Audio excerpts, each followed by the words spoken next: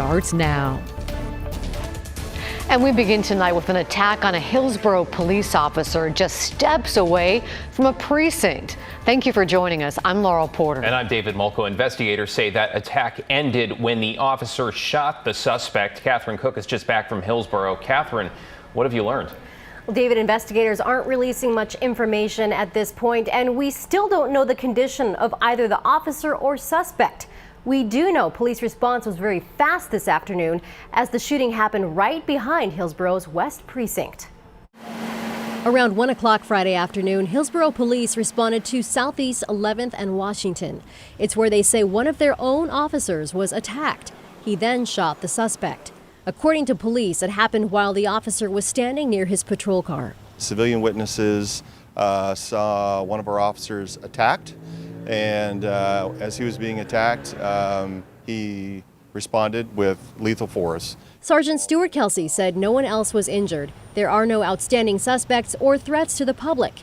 The attack happened in an area familiar to Hillsborough police, right behind their West Precinct building. It was a rapid response, obviously. It's also along TriMet's Blue Line, which disrupted MAX service for several hours. Neighbors tell us police canvassed the area looking for more witnesses, though no one we spoke with saw the attack or knew who the suspect was. As for how either the suspect or officer are doing, police wouldn't share that Friday night. I can't at this time. It's an ongoing investigation, and Washington County Major Crimes is called out to investigate the scene. The name of the officer involved in today's shooting has not been released. We'll be sure to keep you updated as we learn more over the next coming days. Back to you. Thank you, Catherine. And we got word late tonight, Washington State Patrol arrested a suspect who was pointing a gun at people on the interstate in Vancouver. Yeah, calls started coming into 911 around noon, reporting a man in a vehicle aiming a firearm out his window. The suspect then drove off, but police aircraft managed to track him up I-5 into Auburn. Troopers took these photos. They arrested the suspect while he was stopped at a bank. It turns out that man was also wanted for 2 shootings in Portland earlier this week. He is now in jail in King County. To get you caught up on tonight's other headlines, we now know the name of the man authorities say tried to rob the Wild Horse Casino in Pendleton. Prosecutors say 51-year-old Javier Francisco Vigil handed a cashier a note demanding $1 million. He then allegedly took out a gun and threatened to, quote, bathe everyone in blood. Police say the cashier handed him $70,000. He tried to escape and, in the process, shot at a tribal police officer. The officer fired back, injuring Vigil. He is now in custody and appeared in federal court in Portland today. A hiker has died after falling 100 feet in the gorge. This was near Multnomah Falls, but a little bit further in the forest. We understand near Weisendanger Falls. Sheriff's deputies tonight said she suffered a head injury. Witnesses tried to save her by performing CPR, but she did not survive. The victim has not been publicly identified. And for the second time this year, a firefighter has died battling a wildfire in Oregon. Officials say 25-year-old Logan Taylor was hit and killed by a falling tree. He was helping fight the Rum Creek fire yesterday that's burning in Josephine County.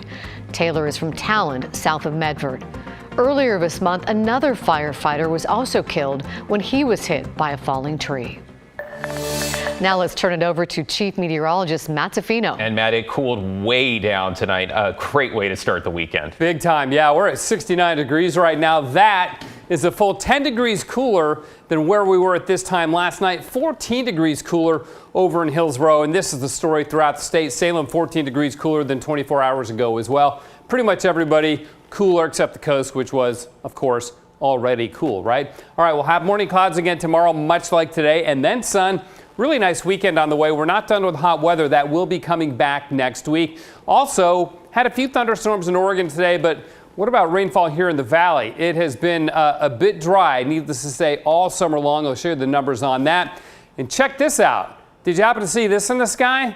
It's pretty amazing. I'll let you know what it was, and more importantly, we look at the video here, when you might be able to see it again. We've got some, there it is. There's the video for you. As they said in Tiger, what the heck is that in the sky?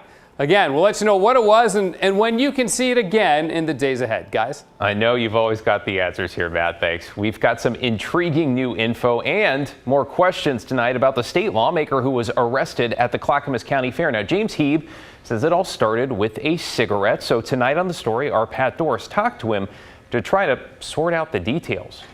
Heeb said he was at the fair Wednesday talking with voters. Around 10 o'clock, he said he'd had a few drinks and went to hang out by the rodeo grounds to meet some friends and walk home. A lady came up and was like, "You can't be smoking, no smoking."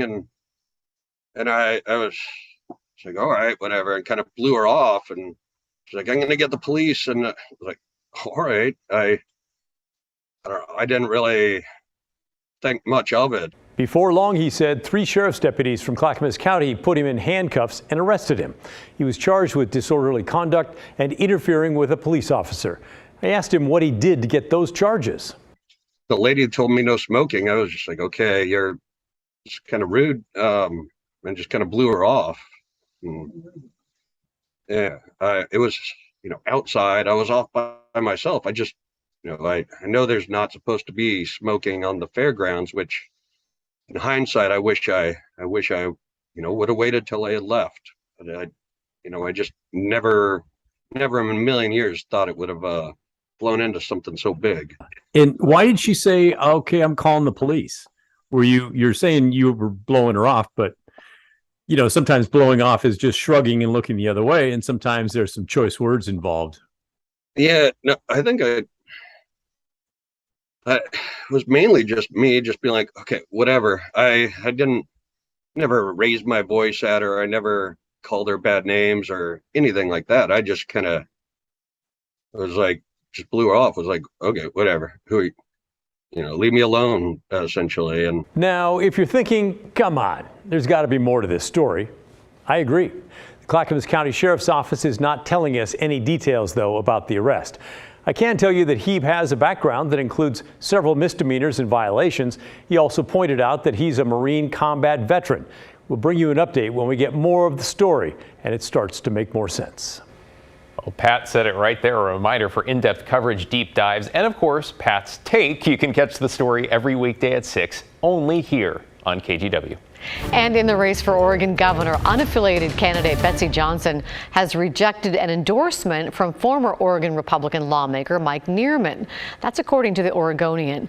Nearman is the one who helped violent right-wing demonstrators breach the Capitol building in Salem in December of 2020. Johnson said about her rejection, quote, "He broke the law. He incited violence at our Capitol, and he is an extremist. I reject his views and any extremist who would try to tear the state apart." Oregon House Republicans joined Democrats in 2021 to expel Nearman from the legislature. Republican candidate for governor Christine Drazan was the House minority leader at the time. Well, now to the efforts to make a statewide policy change after a man was released from jail last month immediately after being charged with bias crimes. Now, police say Dylan Kesterson punched a father and his 5-year-old daughter in the racially motivated attack in Portland in early July.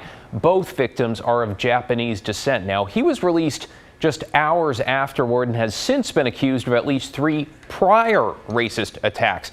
Now, on Monday, a state subcommittee supported changing the policy so that people who are charged with first-degree bias crimes are not released before their case is heard by a judge. So right now, guidelines require that only people charged with more serious offenses, those include violent felonies, sex crimes, and domestic violence, to be held in jail until they see a judge. Advocates would like to add bias crimes to that list.